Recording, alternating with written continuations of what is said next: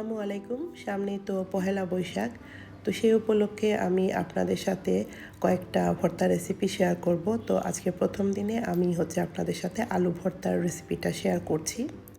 তো প্রথমে আমি শুকনো মরিচটা একটু ডুবো তেলে ক্রিস্পি করে ভেজে নিলাম। আর তারপর এখানে কেটে রাখা পেঁয়াজ আমি ডুবো তেলে ক্রিস্পি করে ভেজে নেব। মানে এটা আবার খুব বেশি ক্রিস্পি হবে না, তবে লালচে কালারটা আসবে। আজকে আমি অন্যরকম আলু ভর্তাটা বানাচ্ছি। আজকে আমি আলুটাকে চাকচাক করে কেটে তারপর হলুদ মরিচ আর লবণ দিয়ে মেখে ডুবো তেলে ভেজে নেব, এটা সেদ্ধ হওয়া পর্যন্ত। সাধারণত আমরা আলু সেদ্ধ করে তারপর ভর্তাটা করি, তবে আজকে আমি এভাবে করছি না।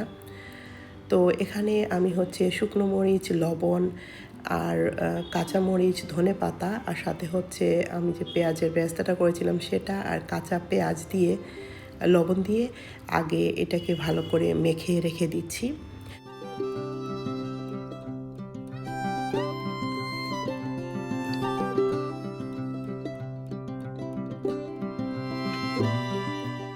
তো এখানে হলুদ মরিচ আর লবণ দিয়ে মেখে রাখা আলুটাকে এখন আমি ডুবো তেলে ফ্রাই করে নিচ্ছি। আসলে সবসময় তো আমরা একই রকম আলুর ভর্তাটা খেয়ে থাকি, তো আজকে একটু ডিফারেন্ট ওয়েতে আমি আলুর ভর্তাটা করছিলাম।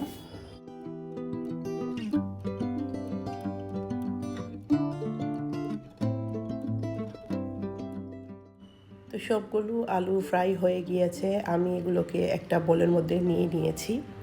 এখন আমি গরম থাকা অবস্থায় আলুটাকে ম্যাশ করে নেব। তো সেই জন্য আমি একটা চামচ দিয়ে চেপে চেপে এটাকে ম্যাশ করে নিচ্ছিলাম আর কি।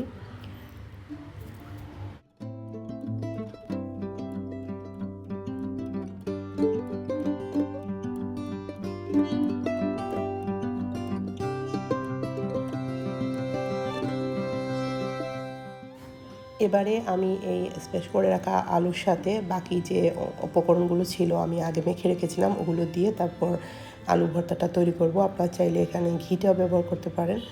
তো আজকের জন্য এটুকুই। সবাই অনেক ভালো থাকবেন। আল্লাহ হাফেজ।